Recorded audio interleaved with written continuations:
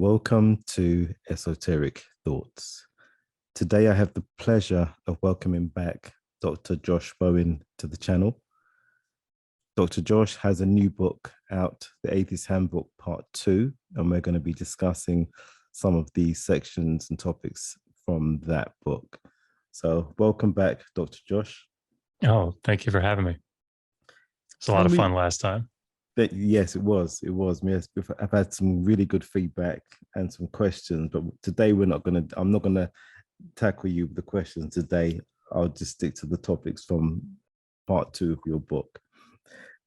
So can you talk to us about the lack of archaeological proof for the conquest? Yeah.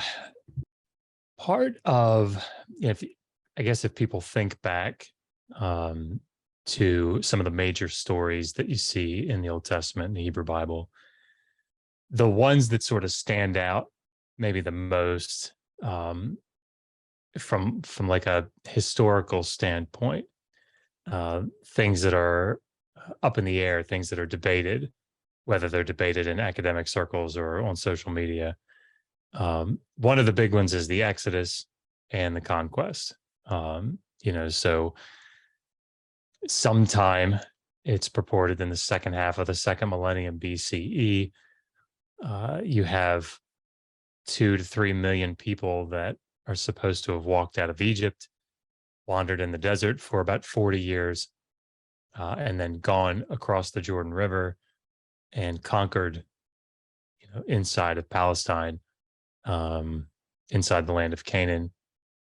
And this, was supposed to be done sort of in a lightning fast, conquering style. And so you get the famous cities of Jericho and the city of Ai.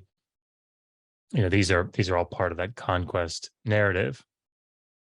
And from very early on, it was just assumed that what the Bible was presenting was, at least for the most part, historically reliable. So, there were exceptions made for things like the supernatural cause of things, but, it was generally speaking the model of an outside group of people coming into the land of Canaan and conquering it. That was sort of what was held. And when archaeologists started actually excavating these sites, once they were identified and they started digging down into them, it became clear that the more that they excavated, the less the data, the less the results of what they found matched up with what was found in the narrative in the book of Joshua in particular. And so what I do in the chapter is I follow the methodology of a scholar by the name of Eric Klein.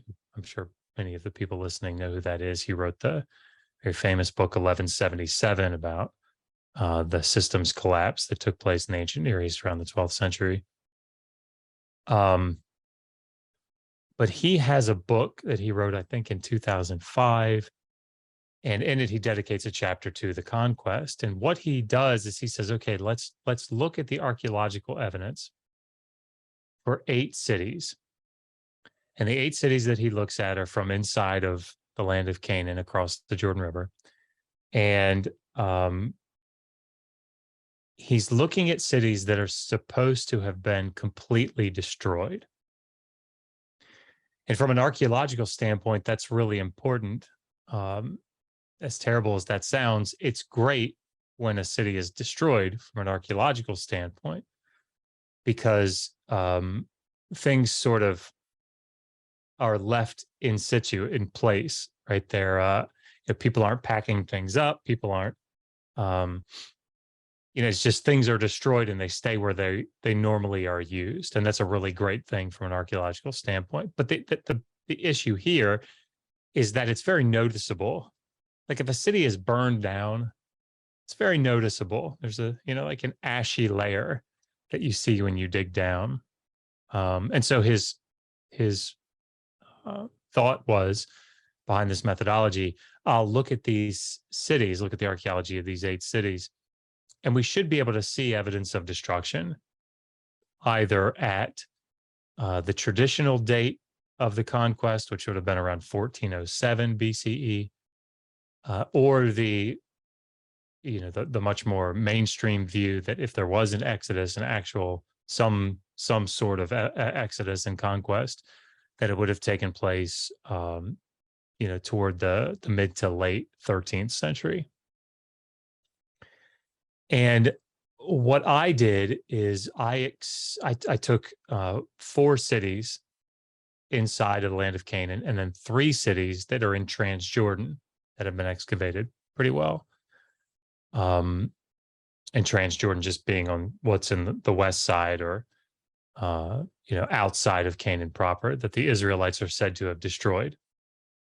So the cities that I look at is in the Negev, the city of Arad, then in Transjordan, Heshbon and Dibon, and then inside of Canaan proper, we look at Jericho and Ai, Lachish and Hatzor.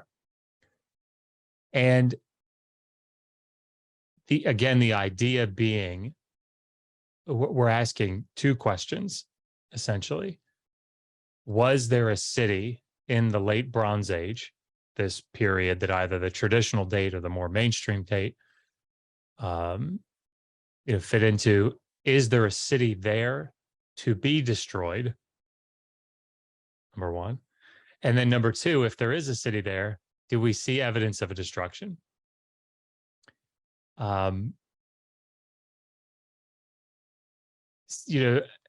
It's no secret, I suppose.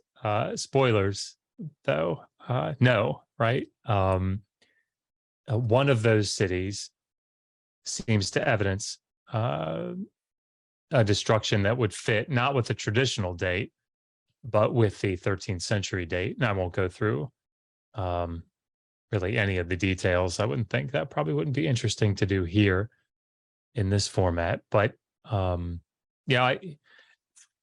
guess one of the examples that you can give is the city of Ai. If you remember the story in Joshua chapter 6, Joshua goes and he conquers the city of Jericho. And then there's a guy by the name of Achan, or Ahan. And Achan goes, and they're supposed to dedicate the city of Jericho to Yahweh. It's supposed to be under the ban. And so, nothing is supposed to be taken from it. Everything is supposed to be destroyed. But Achan, thinking he's going to be pretty, pretty slick and sneaky, takes some stuff out of there and buries it under his tent. And so Israel tries to go up to fight the next city, the city of Ai, spelled A-I, and they get defeated pretty soundly. And so, the sin is ultimately found out in the camp, why it is that they've lost, because this guy Achan has taken this stuff. And so God's punishing the entire nation. And so they correct it. They kill him and his whole family and all his cattle, and they burn everything, And then they make it back up to Ai, and they defeat it, and they just raise it, right? They destroy it. Well, the city of Ai, from an archaeological standpoint, has good occupation into like the middle of the 3rd millennium. So I think right around 2400 is when there's occupation there, and then there's a destruction that takes place. And then there's an abandonment of the site. It's just left in ruins. That's what the name Ai means. It means like ruin mound. And there's no occupation through the entirety of the Middle Bronze Age and through the Late Bronze Age. I can't remember. I think it might be the 9th century or something, but I can't remember when it gets reoccupied off the top of my head. But it's just a ruin mound at the time that the Israelites would have, gone and tried to take it. So it doesn't fit, right? Is there a city there to be destroyed? No. And so then you can't have evidence of a destruction of a city that's not there. Jericho, the story is very similar. Again, I won't go into the details here. But this is sort of the pattern that we see. Either there is no occupation whatsoever in the late Bronze Age, or there is minimal occupation, like a little village with no defensive wall. And this is really problematic. And scholars have known this for a while now. In fact, there were some conservative, I think even evangelical scholars that did some of the excavating at some of these sites. And again, I give everybody the details in the chapter, but they had to, they dug down expecting to find, that what's in the biblical text gets matched up with the material culture, the remains there. And so like some people took early retirement from their conservative seminary, because it was just a real problem, right? They had to report, if they were going to be honest, they had to report what they found. And, hats off to them for doing that. But, it's just really problematic. It just didn't match up. And so, that's a real problem when you think about, and I'll be quiet, but when you think about the Exodus, people like to talk about, some of the small amounts of data that we find that might support parts of the Exodus. But to my mind, the much bigger issue is, so somebody like James Hoffmeyer, for example. James Hoffmeyer goes to great lengths to identify, and I talk about this in the book, but to identify the sites that were on the route out of Egypt. And to be able to say, were there sites there? Would we expect to find evidence of Israelite, movement across them? And so he looks at these different sites and says, yeah, it's like it tracks, right? I don't think that it does as much as he thinks it does, but, and not just me. I mean, like I'm just presenting what scholars say about this. But the bigger issue to me is not whether the Exodus has like verisimilitude, has, the background or the setting works for it, and therefore maybe it's true because of that. The bigger issue to me is skip the Exodus, go to the Conquest, because what's good for the goose is good for the gander. And if you're supposed to have an Exodus, well, 40 years later, you should damn well see a bunch of cities being conquered, if you're reading it through that interpretive lens.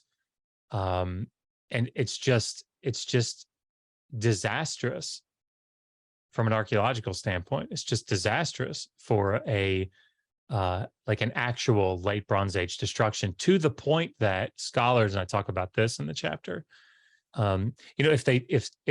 if archaeologists, biblical scholars, people that are working on this, if they don't think that the outsider conquest model works, and they don't, then what do they think? Like, what is it that scholars are arguing for? And the reality is, as the data as it stands now, the data says to them that the Israelites were Canaanites. Right? There's an insider model. There are two insider models, but the one that most people adhere to now is that the Israelites are Canaanites, and they make their way up into the highlands in the late 13th century or the 12th century, and that's it. They're not coming from the outside. They're not people that escaped from Egypt.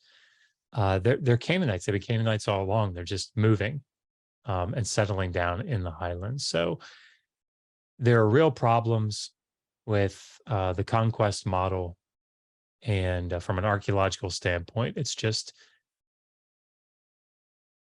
incredibly difficult, if not impossible, with the data that we now have, to reconcile this sort of literal reading of an outsider conquest model with the archaeological data. So could it be that the story was hugely exaggerated or simply fictional? Yeah, I think that, if you read somebody like William Deaver, Israel Finkelstein, they're saying that the Joshua account is largely fictional. And that's pretty common. The idea here is that this is a text that's written hundreds of years later, story that's written hundreds of years later. Now, I talk about the evidence that we have for the Exodus in another chapter in the book. And like, you have some 8th century prophets that talk about an Exodus, and they cover certain aspects of the full later Exodus story.